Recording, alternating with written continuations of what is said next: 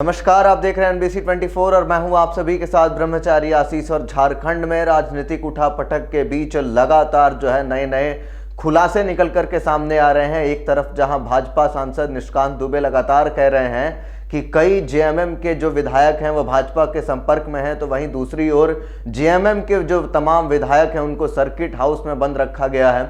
आपको बताते चलें कि अगर कुछ ही पलों में सरकार नहीं बनी, क्योंकि कहीं ना कहीं चंपई सोरेन जो है उन्होंने राज्यपाल से गुहार लगाई है। राज्यपाल ने शाम में 5:30 बजे मिलने का अवसर भी दिया है चंपई सोरेन को, लेकिन ऐसे में देखना होगा कि अगर सरकार नहीं बनती है तो फिर तमाम विधायकों को सर्किट हाउस से हटा करके तेलंगाना भेजने की तैयारी चल रही है। अब ऐसे में साफ कहना है कहीं ना कहीं झारखंड में कि बीजेपी जो है या फिर बीजेपी से जुड़े तमाम जो नेता हैं वो खरीद फरोख्त की बात कर रहे हैं। और ऐसे में सबसे बड़ा सवाल है, जिस तरीके से झारखंड मुक्ति मोर्चा के जो अध्यक्ष हेमंत सोरेन है, कहीं ना कहीं जो पूर्व मुख्यमंत्री थे, उन्होंने अपने पद से इस्तीफा दे दिया। उनके दिल्ली के आवास से 36 लाख रुपए कैश बरामद हुए और 2 BMW कार भी जब्त हुई थी। अब ऐसे में फिलहाल पूछताछ चल रही है पीएमएलए कोर्ट में, और उसी के साथ साथ ईडी की जो बात निकल करके सामने आ रही है कि ईडी ने 10 दिन का रिमांड मांगा है।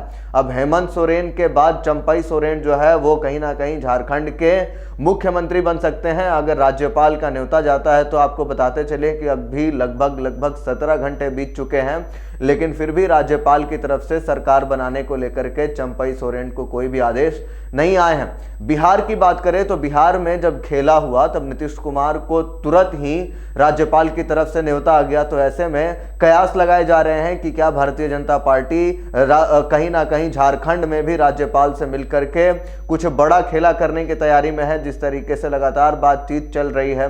इधर निशिकांत दुबे का भी बयान सामने आ रहा है कि जिस तरीके से विधायक जो है वो झारखंड मुक्ति मोर्चा के साथ है ही नहीं।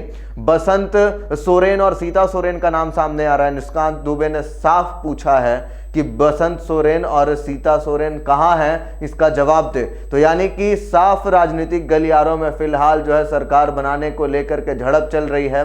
आपको बताते चले झारखंड में कुल 81 सीटें हैं, जिसमें से 49 सीटों की बात करें तो वो विपक्ष यानी जो वहां पर सत्ताधारी है, यानी कि झारखंड मुक्ति मोर्चा, कांग्रेस, उसी के साथ साथ भाकपा माले और एनसीपी की एक सीट है, और उसी के साथ साथ आरजेडी की यानी राजद की एक सीट है। तो ये कुल मिलाकर के बात करें तो ये 49 हैं। और वहीं दूसरी तरफ भाजपा जो है उसकी 26 सीटें हैं और अन्य वगैरह को मिलाकर के कुल 32 सीटें एक तरफ है। अब ऐसे में जो आधा आंकड़ा है यानी बहुमत साबित करने का जो आंकड़ा है वो 41 है।